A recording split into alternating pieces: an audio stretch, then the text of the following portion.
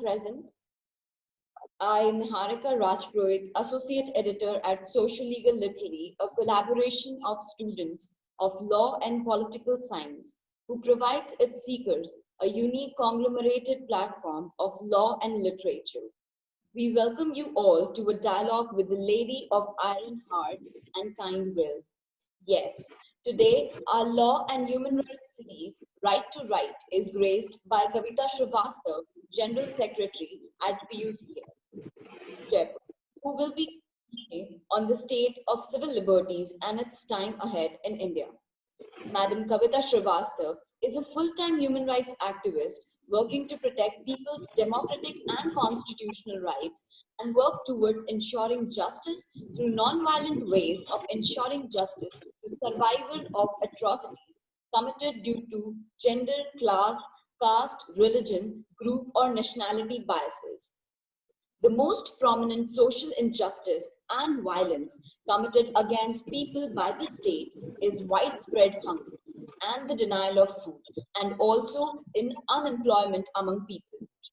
2 decades back, ma'am took the right to food issue to Supreme Court, which consequently became the most significant food litigation in democratic India. The court had passed significant decrees relating to death from hunger, children's nutrition, social security for the vulnerable, the public distribution system, and the system of redressing grievances.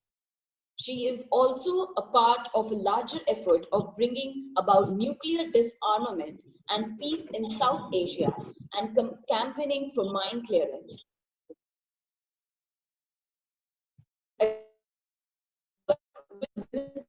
Movement in Rajasthan initiated laws against widow burning and national guidelines for violence against women. Madam, we all appreciate your presence in time here.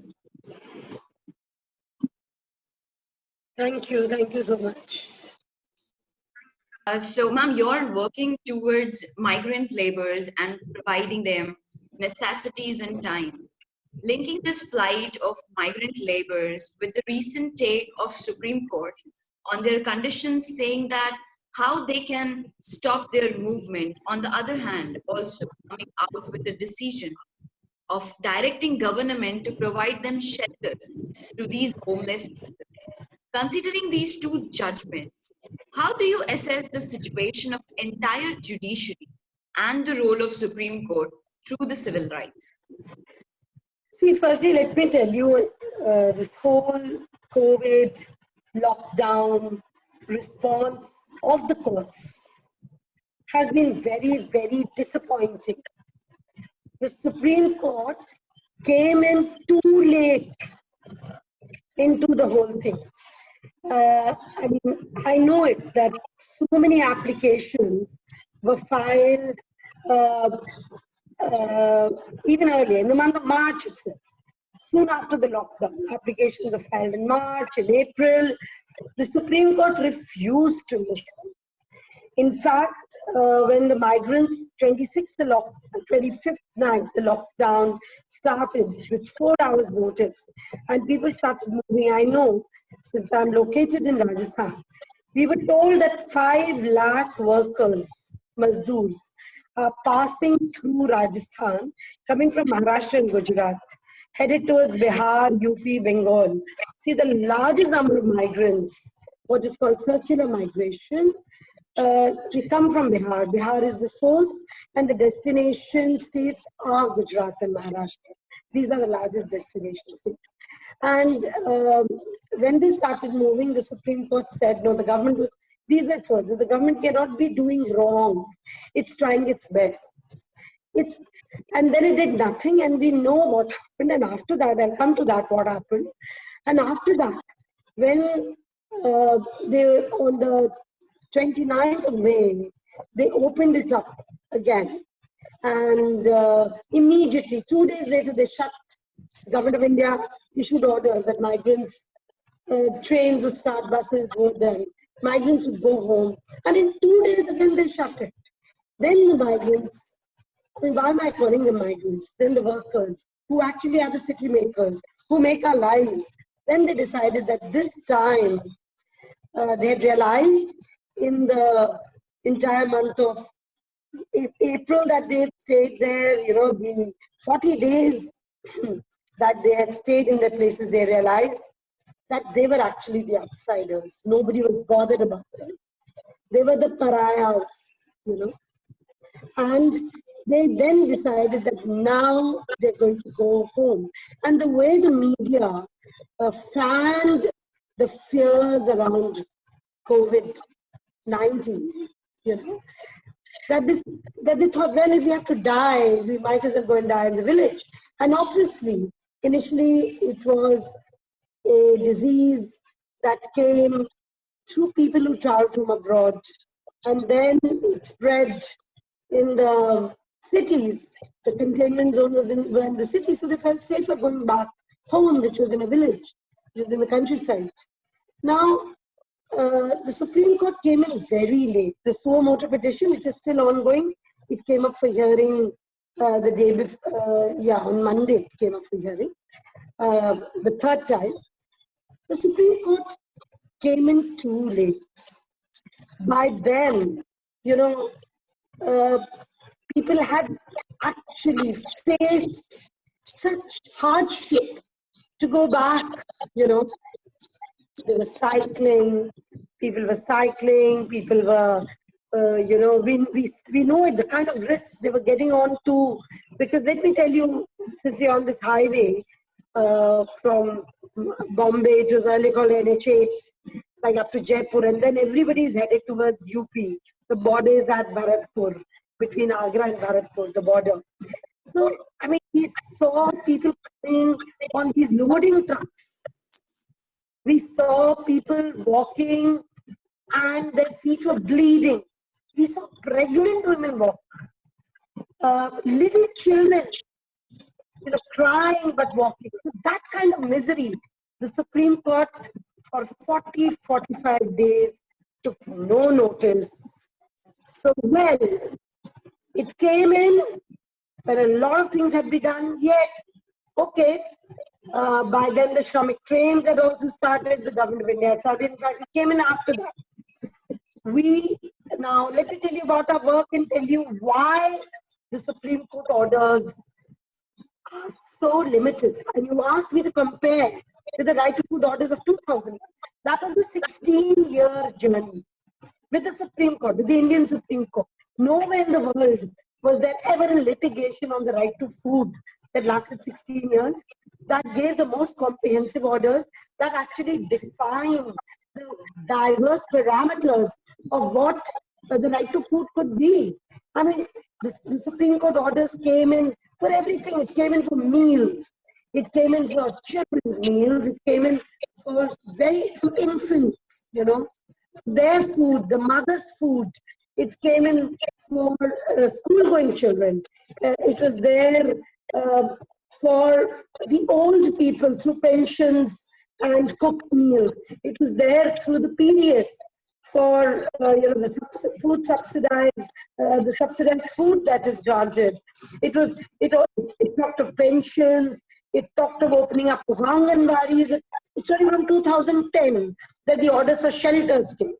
So then it talked of that, if the right to food has to be obtained with dignity, you need a shelter. And you need to be somewhere, eating with comfort. You need to have a guarantee. Now, look at that comprehensive litigation, which not only gave orders of what needs to be delivered and what encompasses the right to food, as I just told you. All ages were covered, from the child in the mother's stomach, right up to the child at 14, and then the adults, and even adolescents in the Anganwadi, girls are covered. Then through PDS, through pensions. So what I'm trying to say is that they not only gave us entitlements, guarantees, which were government schemes, which they put as guarantees, but they also simultaneously gave us mechanism. How do you get it? How does the child get his supplementary nutrition? How does the mother, the pregnant woman, or the breastfeeding mother gets her right? Where do the people go and get their rations from? How do I get my ration card? Everything, orders for everything. How the ration shops could not be closed. How the ration shops had to be open on all days of the week, except for Sundays. How they had to be open from 10 to 5. I mean, such detailed orders. For every 40 children, open an Anganwadi center. You know, and for midday meals, the grain will have to be checked between the district supply officer and the district education officer. You know, the grain has to be of good quality. You cannot give bad grain.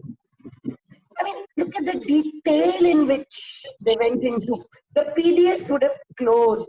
And that time also there was 40 million metric tons of grain in 2001 when the PUCL went in its litigation 98/2001, 198/2001. And then today, and then it moved in 2002 to 60 million metric tons. In fact, even something like how do you select the poor? The concept of below poverty line, even that, I mean, every little detail the Supreme Court is looking into. And let me tell you, the attorney generals never treated it like an adversarial litigation. They were so respectful of the PUCL and its lawyers and all the interveners. But let me tell you this time, the story, why we are angry with the Supreme Court. It took even that time. It took the Supreme Court to tell the government of India, open up your godowns and distribute the grain. What is the grain situation today? It's 78 million metric tons. 78. Which will grow now that Rabi has come home. It will grow to more than 100 million metric tons. 100 million metric tons. How much has been spent till now through the Pradhan Mantri Kalyan Yojana, Jan Kalyan Yojana? 83 crore people who came under the National Food Security Act. 83 crore people. And how many are we? 138 crore. 138 crore. Okay, count 15-20 crores you can afford, but the rest can't. The rest can't. Businesses have lost out. Shopkeepers have lost out. In a lockdown, how are they going to earn? Who's buying? Who's selling? The supply chain is broken. So everybody needed rations. But you will only give those who come under the National Food Security Act, that is 67% of the population. We said you go up to 85. Give another 18%. Now when the migrant situation came on the head, what did they do? They added 8 more crore people. Only 8 more crore. 83 and 8. Makes it 91 crore. There's a shortfall even now. The Zaruratmand, the needy, is many more. The one good thing was that the NFSA entitlement was 5 kg per person on a card. The government of India increased it to 10. Now, and then they said dal, 1 kg for the entire household for a month. 1 kg. You know, an entire household of 5-6 people. So little. Let's think of it in our homes. The Supreme Court could have done so many things. The Supreme Court could have told them, distribute grains. One thing is about transportation, I'll come to it. I'm talking about food security. If the Supreme Court had come in April itself, give everybody, whether with a card or no card, food, because there is enough in the godowns.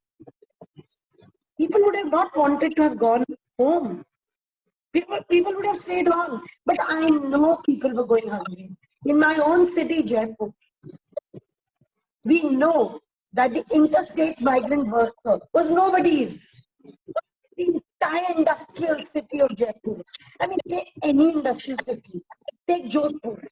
Take any industrial city. Where do the workers come from? They come from outside. They were not getting their grain. We had to fight. People like us were fighting every day with the collective. So they started distributing. How much did they distribute?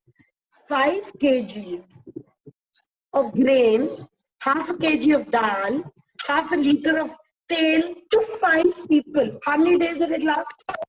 According to the ICMR, a adult, hard-working, moderately hard-working industrial worker needs 14 kgs in a month.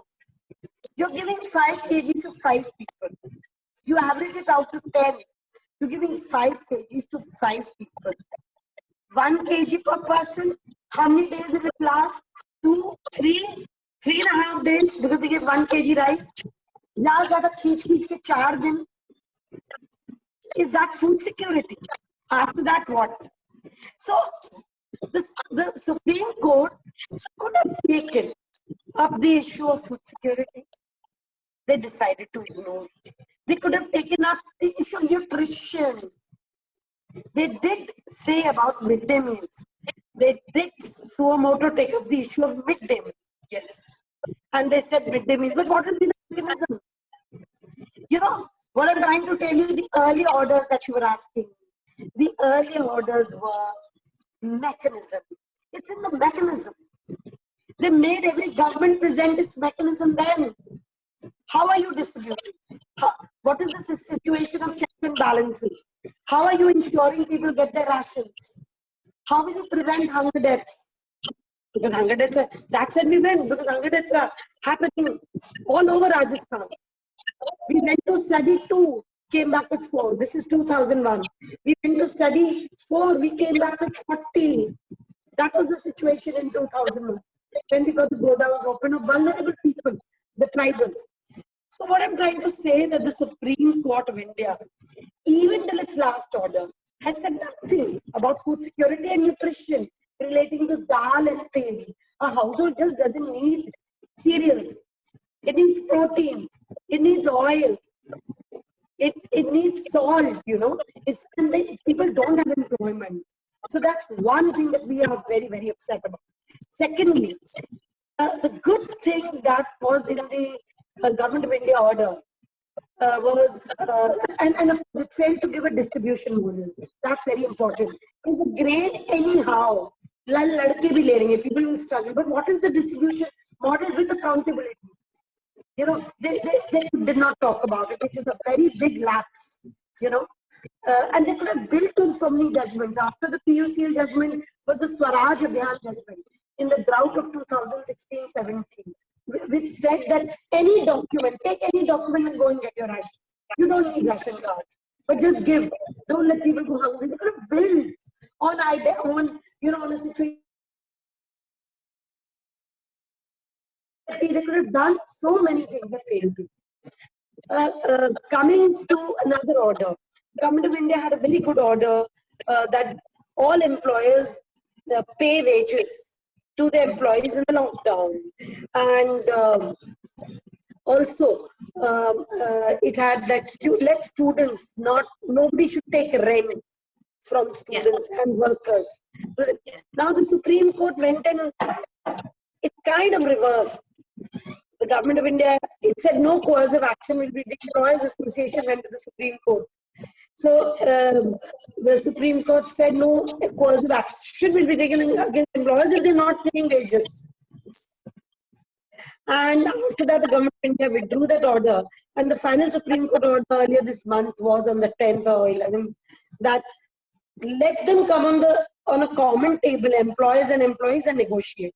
Now, tell me, you're a law students, and coming from some sensitivity, if there is a strong union, they can negotiate with the tribal. But we know most people are outside the pale of the union. I know it to get this 29th March order implemented of wages. I mean, it took us so much effort for garment workers, 19 to 24-year-old garment workers in one factory in Jaipur. They didn't get their wages. We gave them the grain. And then we fought for their wages. And how many days wages? 20 days of March. Because Rajasthan had a lockdown from 21st.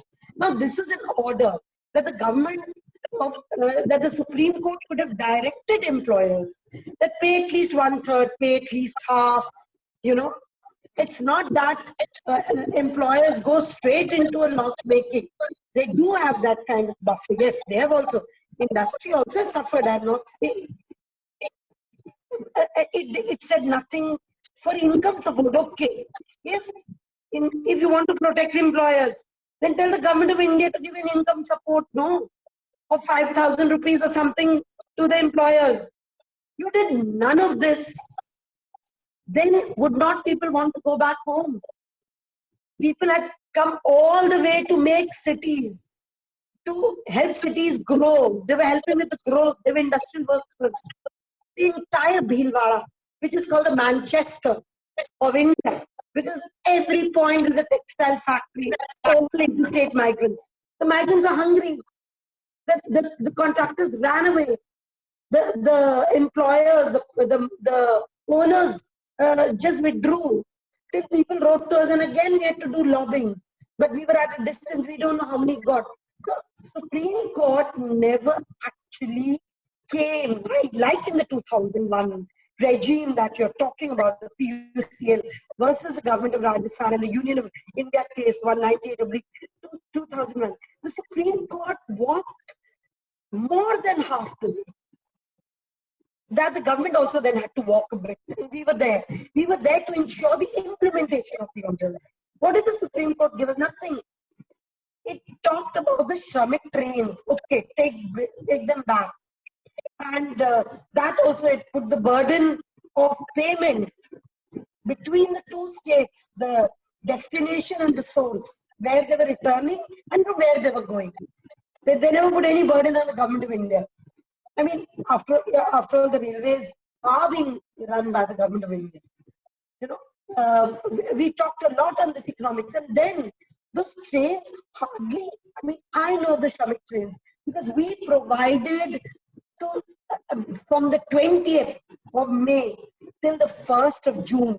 Every day, whether there were 4 days, 3 days, 5 days, we gave them snacks like sattu and all the other things, peanuts and biscuits and water. Because we said cooked food will spoil. And people actually called us up and told us they're so happy that you gave us this because we never got food. So what I'm trying to say is that even in the Shramik train, good, they said transport them in the next 15 days. But they should have ensured food, water, built an accountability mechanism, had commissioners. I mean, what was the good thing? Support mechanism. So, what they created, what the Supreme Court created, were these commissioners. You know, the commissioners for the right to food. The commissioners sat in Delhi and they instituted advisors in every state who further instituted assistants in every district. That is how they should have done. Supreme Court should have said, we know that the government of India and the states will implement, however, we appoint commissioners of eminent people, you know, who will monitor. You know, at the end of the day, democracy consists of platforms of accountability, platforms of transparency, people's platforms. Who do the people go to? They cannot go to the Supreme Court, no, if they have a grievance. But the commissioner and the advisors, they could have reached out to, even every district. So I think the Supreme Court actually did not do much. I'm sorry to say, it's been a disappointment. This was one of the worst human tragedies that we saw. And we were living in the time, you know, 2020, when the kind of legacy, you know, the Supreme Court had, the kind of legacy. And the decade, the last 2 decades has seen people-oriented laws, people-oriented litigation. They could have worked out something. Instead, they almost threw out all the litigants in the month of March and April. They threw out all those who were coming with PILs, whether it was a Harsh Mandar or an Anjali Bharadwaj. Supreme Court, Delhi High Court respected them, but Supreme Court threw them all on. Swami Agnivesh or Colin Gonzalez, they just threw them on. So I'm sorry to say that the Supreme Court could have done much more. They have a great legacy, and the Constitution talks of welfare state. How can there be dignity? How can Article 19, 21, and 14 be actualized? You know, if some proactiveness would not have been shown by the Supreme Court, it is when retired judges wrote. It's when members or senior members of the bar wrote, come along, do something. Can't you? Then the Supreme Court woke up. Chalo, der aaye durust aaye. Uthe to aap. Fir bhi not enough. So I'm sorry to say, in the framework, what you said, that, one of the worst kind of, denial of right to life is when 2 square meals also not guaranteed. How can anybody have dignity? If that is not guaranteed.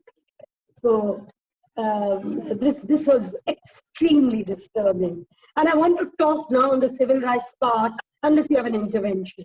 Because I want to talk and I'll show you another side of these 3 months, unless you have an intervention. So now let me tell you, you're very worried about the civil liberties side. Let me talk to you about that. I mean, it's unbelievable. I'm like in my 50s, and I've been with the feminist movement, with the civil human rights, the civil liberties movement, all my work life, which is 35 years, all my work life.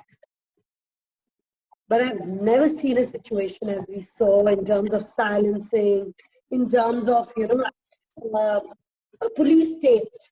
On the one side, the police is giving rotis.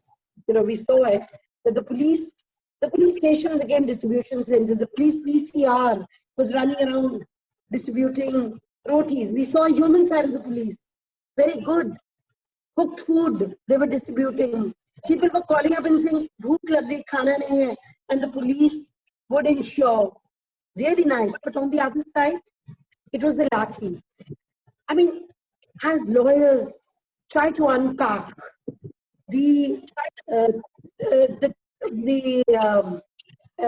Epidemic Act, which has now been further amended, and the National Disaster Management Act, along with preventive laws.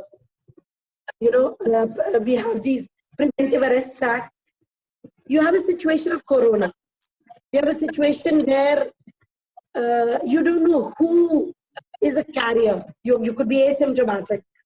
Today, all of us in this group could be asymptomatic carriers, or we may be even, diseased by COVID-19, by the corona, and have corona-19, but it doesn't affect us because 80 to 85% people affected, and it's not going to be a matter of life and death.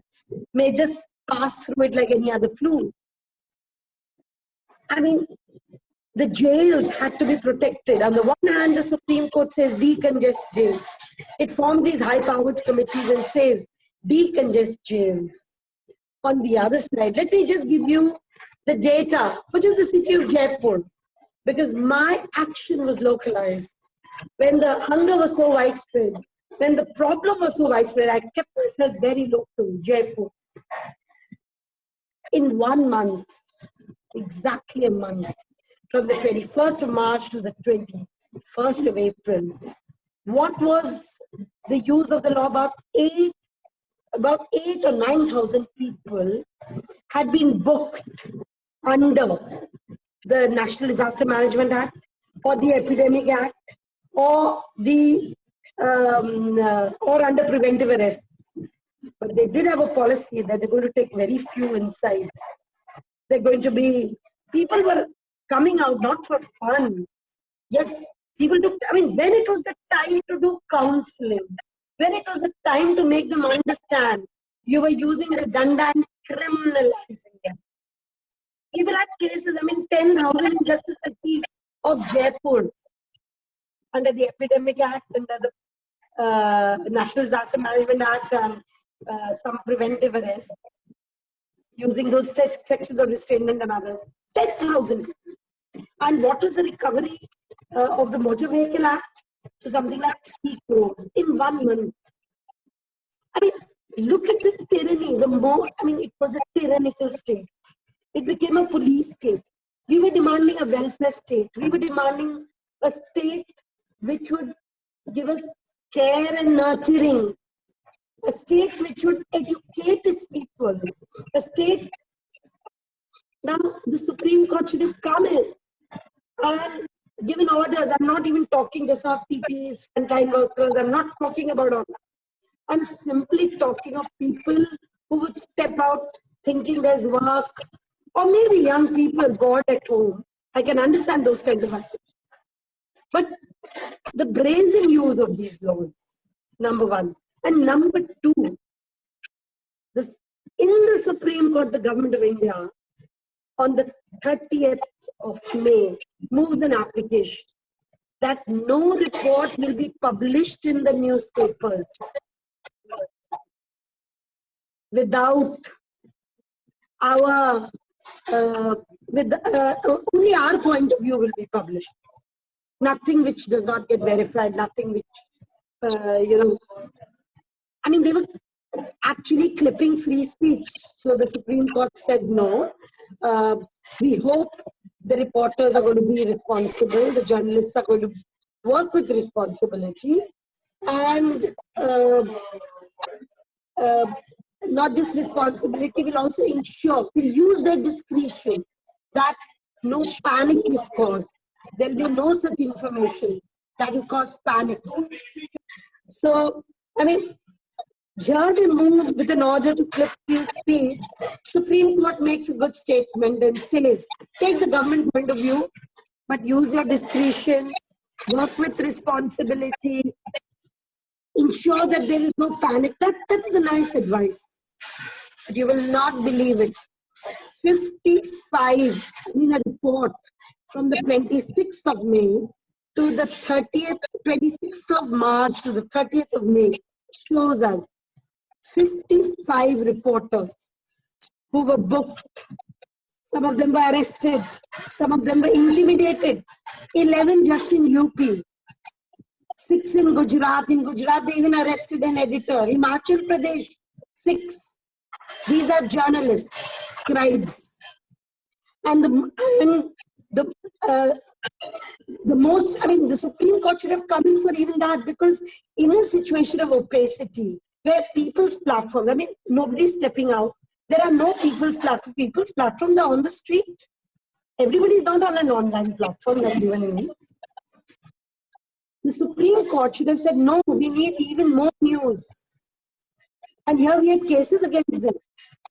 In the case of The Wire, which received, the editor of The Wire, Siddharth Varadarajan, received, the UP police came to his doorstep to present the summons and take him away.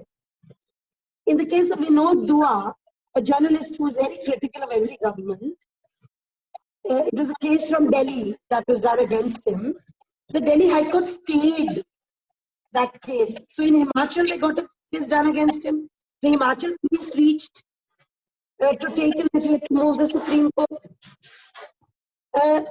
I mean, in the case of this Patel in Gujarat, he simply wrote that in Gujarat, the COVID disease is being handled, the public health issue is such a problem that, probably there'll be a change in leadership. Why not? I mean, if chief ministers don't handle things, why can there not be a change in leadership? He was arrested. And in small towns, in Andaman and Nicobar Islands, we've heard of Andaman and Nicobar Islands, a circular jail. You know what the DG police did there? One journalist who simply wrote saying that this family only talked to somebody in their family who had tested positive. They only talked over the phone. Why have you quarantined them? I mean, he raised this question like, this is funny. ये हास्यास्पद है कि आपने phone में बात करने को. So you know what they did? They did a case against him and arrested him. Now, I mean, so many journalists, and the latest case is that of Scroll.in, where Supriya Sharma, the editor, went to Varanasi and wrote an 8-part story on what happened in the lockdown, what the struggles were, and what happened. In one of her stories, she described a poor woman. She described her situation that she used to be a domestic help, but there's no work, and now she struggled to feed 6 mouths in her house. I mean, that is what she wrote. The police got a case because some people are holy cows. You can't criticize them and you can't criticize their constituencies. So the police got the woman to do a case. I mean, the woman is writing that the Scroll.in executive editor came to my house and I feel humiliated because she called me a Dalit and she misreported and said that I did domestic work, whereas I was an outsourced sanitation worker. Now, suppose there is a misreporting. The platform is not this. For misreporting, there are other platforms. You go to press council, you go elsewhere. Suppose a woman is aggrieved with press council, But an FIR was done against her, and the FIR was done against, a section 269 is applied, which is that she's behaved negligently and may be responsible for the spread of illness. What is she done? So, Priya, that you put 269, 501 defamation. What was defamatory? And 3.1 R and S of the prevention of atrocities against SC and ST. Who was misusing the law? The police, not the woman, not the Dalit woman. She didn't even know what sections needed to be put. If she even went with, a complaint, it's the police who put sections. They even put that because these are non-bailable and they can arrest and bring her. Now, civil liberties, one of the markers that civil liberties is being adhered to is to see what they do to our scribes. And here we are seeing them being arrested, intimidated. One reporter in Delhi wrote about how the Tabligh Jamaat chief video had been doctored. And the Indian Express actually owned up the news and they said, we stand by it. That reporter was called by the police, come immediately, we want to interrogate you. That kind of intimidation. There was no intervention by the Supreme Court. The Supreme Court should have, risen up for this. Because you see, the Supreme Court is there for the checks and balances of the executive. At the moment, there is no parliament. There is no legislature. So what are the two agencies that are at work? These two, the executive is known to be tyrannical. The executive is known to not necessarily, implement the law. That is why we have the Supreme Court. The Supreme Court is not risen.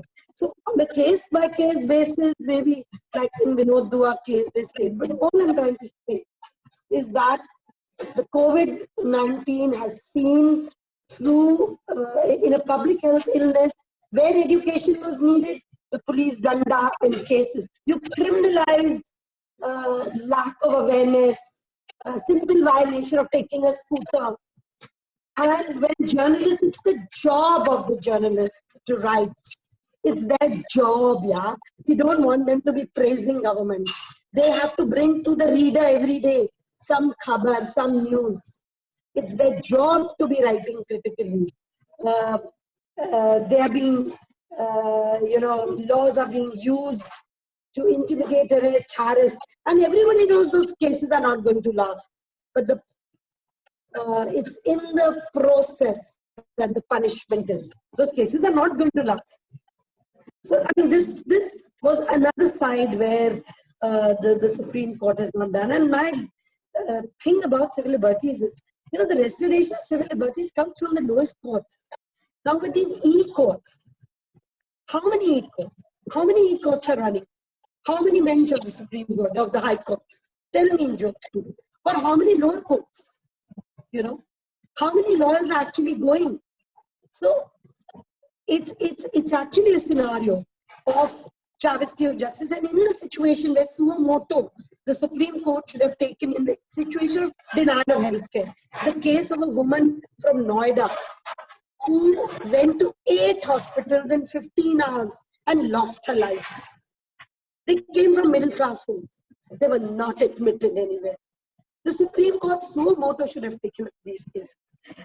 I know in Jaipur we put together some 20-30 cases where chemotherapy was not being administered because of the fear of corona. Not just chemotherapy, even those who were diabetic, dialysis was not being done. So there was so much of, corona on one side. Now, we were running around, we kept going back to the administration and the government. But our courts also should have, courts on one side, what about NHRC? What was the NHRC doing? The Protection of Human Rights Act, the apex body. What does the State Human Rights Commission do? It's a failure of mechanism which uphold civil liberties and the right to life, which uphold the dignity of the human being, which uphold free speech, which uphold equality, equality before the law. That's what it says. All that I felt was wanting. And, with the great tradition of what we have of our courts, of our Supreme Courts and of our other courts, apex courts, we did not see their best. We saw them toe the line of the executive. They became executive-minded judges. They ran the famous ADM Jabalpur case, which shows the mark of how executive-minded the judiciary can be. They even have, they've gone even behind that. What ADM Jabalpur did, the present day courts have even pushed that further. We saw even more darkness than what in the emergency ADM Jabalpur showed us. Right. Ma'am, along with this, the other problem that we faced, especially Indian democracy faced, was the testing of positive people.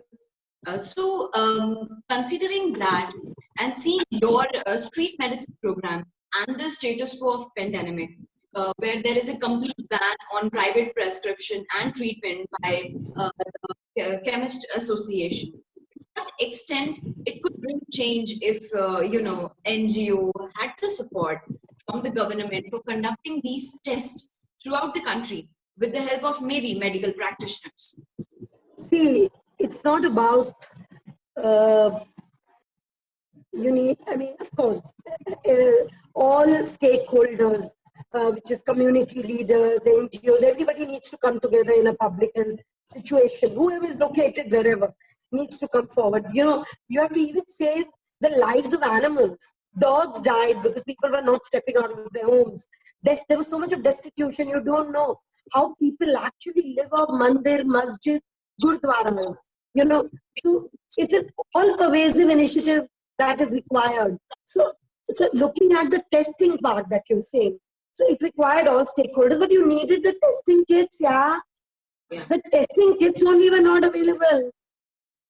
They were doing this contact tracing testing kits, the contact tracing. Now, those kits were not available. Now, for instance, in Jaipur, they have begun through a camp approach. They are, coming in a major way. And everybody is going to these camps and doing testing. A lot of, I've seen those camps. Everybody, an entire homeless and PUCL team went and got themselves tested. Luckily, they were all negative. Though we were in the front line. We were actually distributing grains collected from the community. We didn't wait for the government alone. But of course, our efforts can only be so small. Even cooked meals we provided, which the Gurdwaras gave us. Charity institutions gave us. The government was not cooking. The government also was only distributing. They never set the kitchens. So it's the testing kits that got delayed. They could have taken it from Germany. They could have taken it from South Korea if they were getting delayed. So they needed testing kits for corona. And there's another testing kit that they needed, which is antibody. Like I told you earlier, when we were talking, it's possible that you and I have already had corona. And since we don't have comorbidities, I do.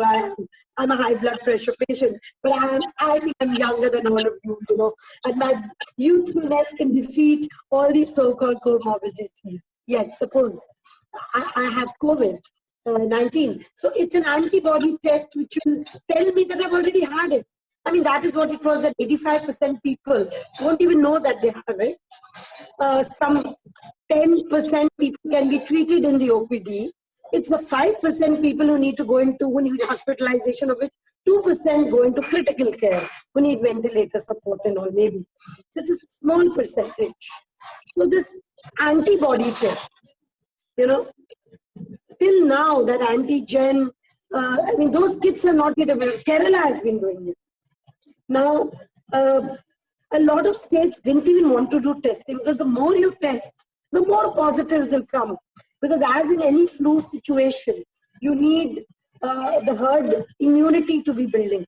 And that comes only at 60-70% population having had it.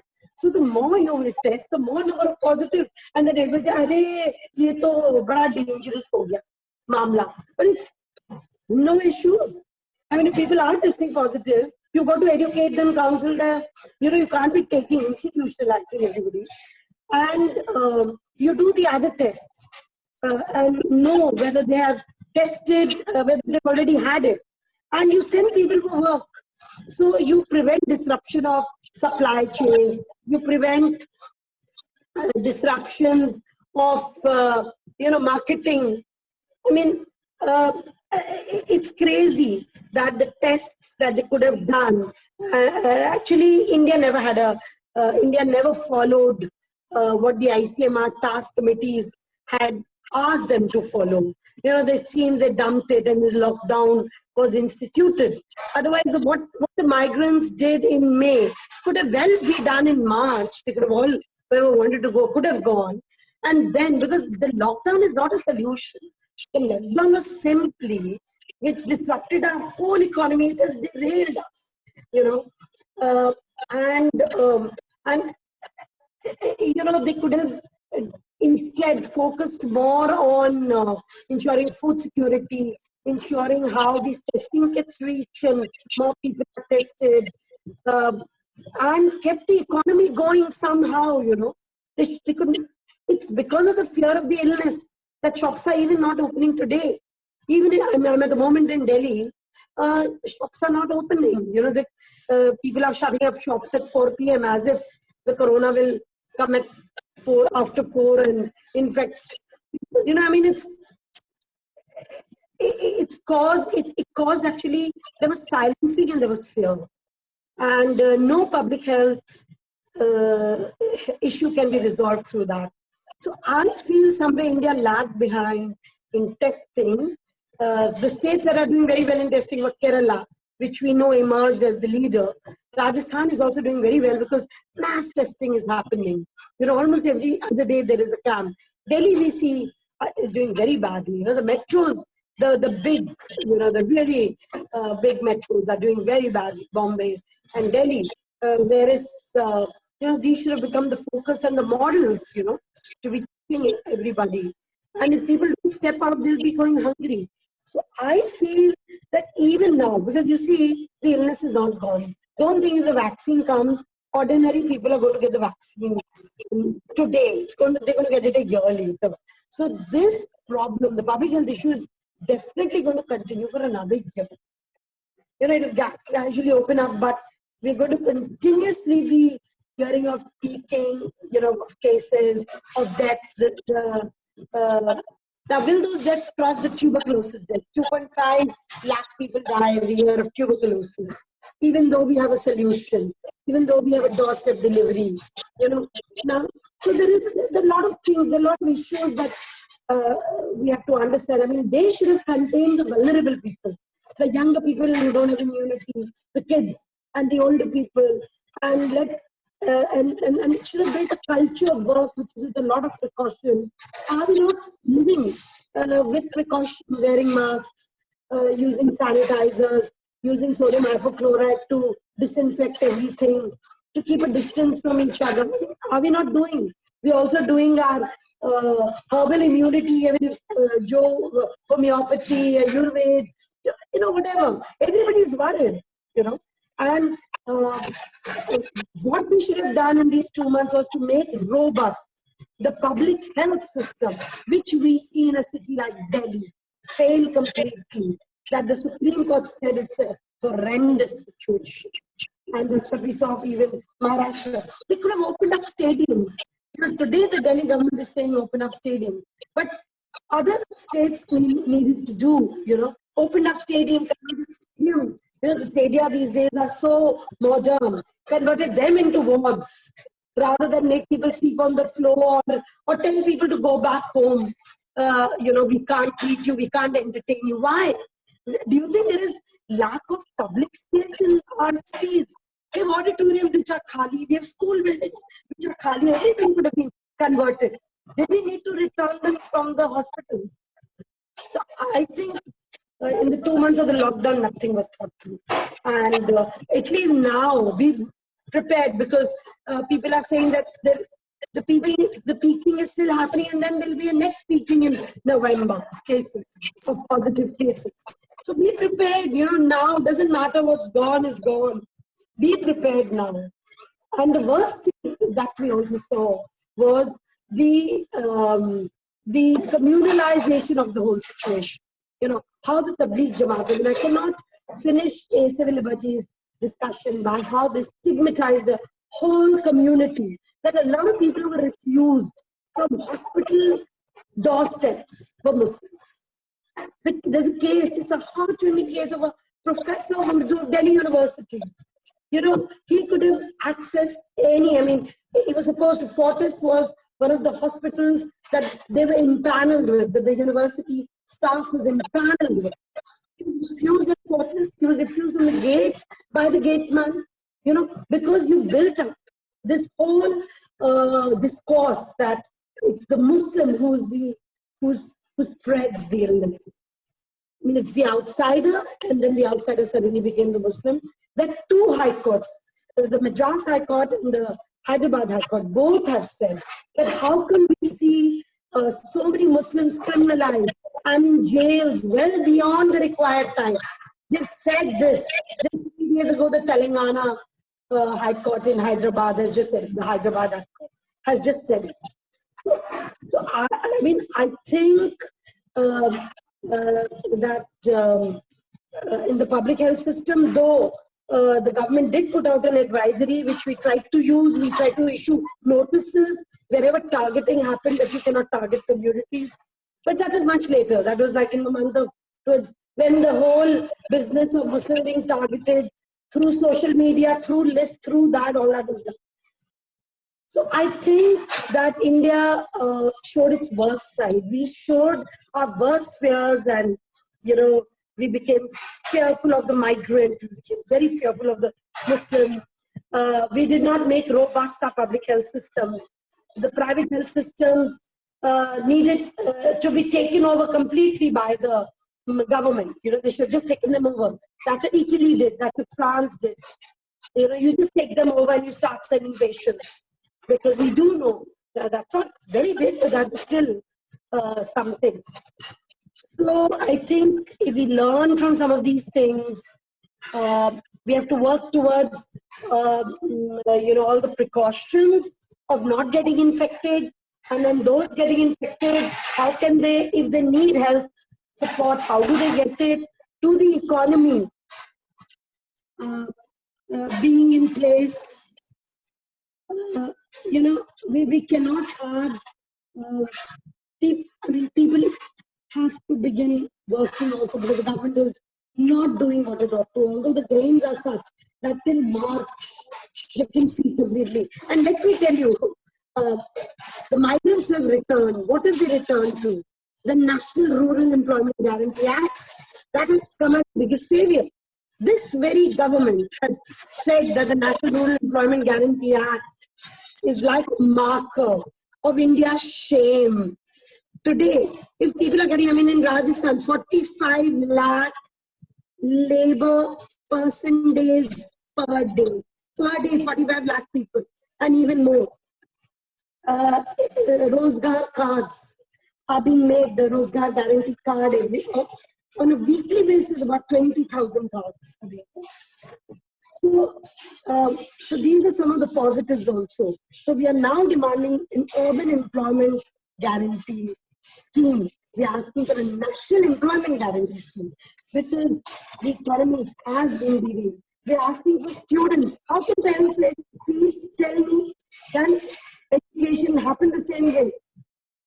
There have to be something done about fee structures. So we are moving more towards state-supported education system, health systems, employment systems. So we are moving towards a socialist structure. The private also may have to be supported by state. So these are some of the views, thoughts for you. So I'm seeing this situation as something which has many tentacles, which is extended to also the economic situation, also the health situation, also the personal financial situation of a person. There was another compulsion by the government on the government employees to contribute in PM CARES fund, which is easily not accountable. And how does that affect of again the sanctity of CAG? Yeah, I mean, I think when there was a Prime Minister's Relief Fund, why did they have to make a PM CARES? I mean, or what is this? I don't understand. I mean, there's been for the last 70 years a Prime Minister's Relief Fund, the Chief Minister's Relief Fund, and within the fund you can have a subset of COVID relief. That this money, all this money will only go for that. It will not go generally for a relief fund. So, I mean, the PM CARES is a completely opaque, platform. Nobody will know whether that money can go in for party work, whether that money can go in for arms, or it can go in for just Kanapina. We don't know. It was something, why was it kept under wraps? Why? I mean, we are living in a time when everything needs to be made accountable. I mean, I would say nobody putting your money anywhere where there's no accountability. Don't give it to an NGO who will not be transparent. Don't give it in the hands of even a Kavita Srivastava, who may have been a very good activist. No, but if she's not accountable, if she's not transparent, don't give it to her. And I would use the same principle for the PM CARES fund, that even the CAG will not audit. Is this what is not audited by the CAG and what does not come on the table of the parliament is India's nuclear program. India's nuclear program is not put in, is this India's nuclear program that if the CAG will not audit and this, that. So I would tell people that my hard-earned money and my wish that it reach a person in distress, this emotion of mine, this ethicality of mine, I'm giving because I'm ethical. I have it and somebody doesn't today. Tomorrow I may be in that situation. I'm giving it because I have to do something for my fellow citizens. So on grounds of morality, ethicality, on grounds of sisterhood and brotherhood, the money that I'm putting out must go into an account that is accountable, whether it is NGO, whether it be PM CARES fund till now is not accountable. Why? Why is it not accountable? I would like to raise the question, and therefore my money will not go. And also to force people that put your money in this, I think charity should come from the heart. And also what is said in our Indian cultural, one of the Indian cultural idioms is that दाएं हाथ को मालूम नहीं होना चाहिए बाएं हाथ क्या दे रहा है. I don't have to announce for them. Yet I want an accountability that is between me, like me and my bank. It's like that between me and what I'm donating to. We received collectively 11 organizations came together, and so many people were sending us money, one account, and some people were directly paying the vendor. We preferred when they directly paid the vendor for the chawal, dal, and everything. That was easier for us. Why handle so much money? But we were putting out reports. We actually gave lists of households. Of course, there was a lot that we just gave on the streets. Then we took pictures and we tried to show. We can't lose our morality and ethicality in this process. So my little advice is put your money where there is complete accountability and transparency. PM Cares Fund doesn't seem to have that. Right. So, ma'am, given the scenario of such emergencies, and on the other hand, the fuzzy information among political parties, opposition government, and from media also, how far is it correct to bulldoze the civil rights of people to protest, as in the case of CAA protest, and how people should be reacting upon this? For then the situation becomes really debatable, that what is authentic for the general population. See, well, let me tell you, we took a position, we wrote about it also. We think that the law that was passed by the Indian Parliament, the amendment to the Citizen Amendment Act 2019, December 10, the Lok Sabha passed it, December 13, the Rajya Sabha passed it, and then it got the presidential assent. We think it challenged the principles of Article 14 and the Indian Constitution. It completely challenged it. So we've learned whenever, this is not the first time that we have a law which is, challenging the Indian Constitution or is unconstitutional. There have been laws in the past and we have protested it. The government of India had to take back TADA, they had to take back quota. There were people's protests around it, and that is why TADA had to be taken. The terrorists and the disputes act, under which more than 120,000 people were arrested, and not even 8,000 people on whom charges of rape. But for years you kept 120,000 people, so TADA had to be withdrawn. Similarly, quota had to be withdrawn, where only in the name of Maoism, young tribal boys are being picked up, and in the name of terrorism, Muslims were being picked up left, right, and center in the name of quota. So these are laws. I mean, it's not the first time. So CAA was one such law, and today also we stand by it, that the CAA is unconstitutional, and very sinister was the NPR, the National Population Register, followed by the National Registration of Citizenship. This whole process is extremely sinister. I will not go into a discussion of it, but we've done a lot of classes.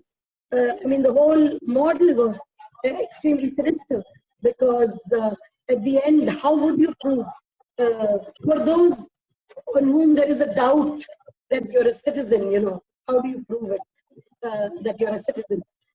So I think the protests are very legitimate and the protests are very peaceful. I traveled around. We had, even in Rajasthan, I traveled around, they were extremely peaceful, the protests. But the government played, as is called, the phenomenon of attrition, meaning that, we will not respond to you, not respond to you, not respond to you. So it started in December and wrapped up when in the rest of the country it wrapped up when the lockdowns began, like Rajasthan, 21st the lockdown started. So then they were wrapped up. In Delhi, mostly wrapped up after riots broke out. Now, I think what I want to say that I think a community has a right, if it felt targeted, it had a complete right to stand up and say that you cannot have an exclusionary law. You could have just made it persecuted minorities. Nobody's saying that persecuted Hindus. It's the PUCL in Rajasthan, which works with Hindu Pakistani migrants who come to India, who come to Rajasthan. And once they hit the border of Rajasthan, they reach Jodhpur by train, they say, कि हमारा तो pilgrimage हो गया. Most of them have to come on a pilgrimage visa. Then हमारा तो हो गया, तीरथ हो गया, and they don't want to go back, and they are persecuted. Nobody is challenging. The Pak Hindu migrant doesn't feel persecuted in a state like Pakistan, which is a theocratic state. I have no doubts about it. I have worked with them. I have worked for everything. But it's not that they didn't get citizenship. Citizenship took a long time. It's not that today with this CA amendment, citizenship jaldi mil jayegi. No, the procedure is going to be the same. It's going to take time because you're going to be asking for this verification, that verification, and all that. Now, they could have just made that persecuted minorities, and let the community not have felt marginalized. And of course, persecuted people are so many. They're not just due to their religion. They even for their views, as we are seeing today, there are a lot of journalists for their views got targeted and a lot of intellectuals. I mean, today what's happening in Delhi, and I think we ought to talk about it, is that in Delhi, in the name of arresting what happened, the violence that happened where more than 50 people lost their lives, around 55 people lost their lives, Muslims and Hindus. They are targeting the CAA protesters and calling them the mastermind, trying to criminalize the entire protest, trying to criminalize it and say these protests were happening to actually cause chaos, to actually provoke animosity between Hindus and Muslims, trying to make speeches which are absolutely constitutional, challenging in the framework of the Constitution, trying to make them speeches that provoked violence, rather than catch hold of ex-MLA, Kapil Mishra and others, who actually straightforward provoked violence, and there were so many complaints, so many complaint petitions, also not just complaints to the police. There were complaint petitions in the courts, So the government is now using the stick of the law to silence, break networks of the young people. Who are the people who came up? Women, young people, intellectuals, to break all networks, to criminalize my right to protest, as you asked me, my very holy right to protest, which I get under Article 19, my right to be in an assembly, my right to associate. They are challenging all that and criminalizing it. And they're criminalizing it through the Unlawful Activities Prevention Act, trying to put everything as terror, trying to put everything as challenging the integrity of the nation, like building false cases. I mean, what we are seeing is something terrible. And do you think that by breaking the back of these protesters, and silence of protesters? No, I don't think in the 70th year of the Indian Republic and the Indian Constitution, they can silence us. At 70, we are a mature democracy. Many more will rise. People are going to fight back. People are not going to give up this democracy. And in the name of COVID, and in the guise of pandemic, they have actually using that silence, because we can't protest, we are not coming out because of social distancing. So we did come out. Godamo ke tale kholo on the 1st of June. Many of us came out. We gave a call for the country. But because there is no protest, you can see, I can see for the first time in my life during the emergency, I was young, I don't remember, that this kind of, you can't be on the roads, there's Section 144 all over, they will put the Epidemic Act or something on you, therefore you cannot protest, results in giving absolute powers to the state. The state can become more tyrannical. People's platforms and the right to question the government, whatever it is, not just see it, keeps the government in its check and balances. There has to be questioning. You're not allowing media to question. Those who report differently or questioning of you catch them, you book them. Similarly, of protesters that we are seeing in the CA, NRC, and PR. In that backdrop, what they're doing in Delhi is extremely sinister. It's trying to finish the whole generation of young people, 19-year-olds, 20-year-olds.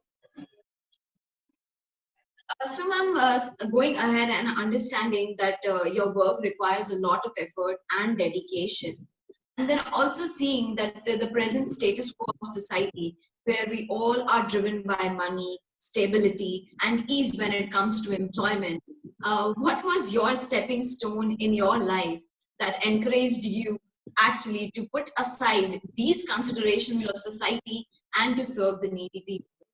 So, well, let me tell you, Niharika, uh, I think my inspiration was a lot of people when I was 22. I mean, through my college. There was such an inspiration of people in my college. You know, our principal, uh, who for being good teachers and for women's education, gave up on homes, gave up on children, gave up on, lavish lifestyles. And they just wanted to ensure that the best teaching learning experience happened. They made us. And after that, we had teachers, who would do sessions with us on learning how to think, on, uh, trying to get us to reflect. They said you have to be reflective beings. I mean, this is apart from BAMA and all that. It was our teachers. And then when I got into this movement, the kind of people I met, a lot of them village women, who became my gurus. Then there were people like Dr. Sharda Jain, Aruna Roy, Sushmita Banerjee, whose lives stood like icons in front of us. And of course, let me tell you, I'm not doing it out of any sacrifice. I'm doing it because it makes me happy. I think to have a shared life, to share everything with other people, to share your time, to share your house. My own house is the PUCL office. Earlier, I used to run my dad's house. The house was, my dad said, well, you need more space. Should I get a construction done? I said, no, let me move into a rented house. So we gave ourselves. Now I stopped earning after 10 years I worked. After 94, I stopped earning. Then it was my family, my partner Neelab, who came forward and said that, no, you keep doing this work, we can support you. And now that Neelab has passed away, and my dad and my sister, who were my lifeline of supporters, my friends are supporting me, and I don't need too much, yes, I do need, I need to pay bills, I do need house rent, I do need money for food and all that, but all my friends do support me. So I think it's not something, it's quite an exciting life, and there's a lot of adventure. And I know all of you have so much goodwill, and all of you are contributors. There's contribution in many ways, not just financial. Contribution in even trying to have a dialogue, like just to understand, not necessarily to agree, but to understand. If we have given up because of these values, so so that our constitution is implemented, so that there's equality. We could not see inequalities.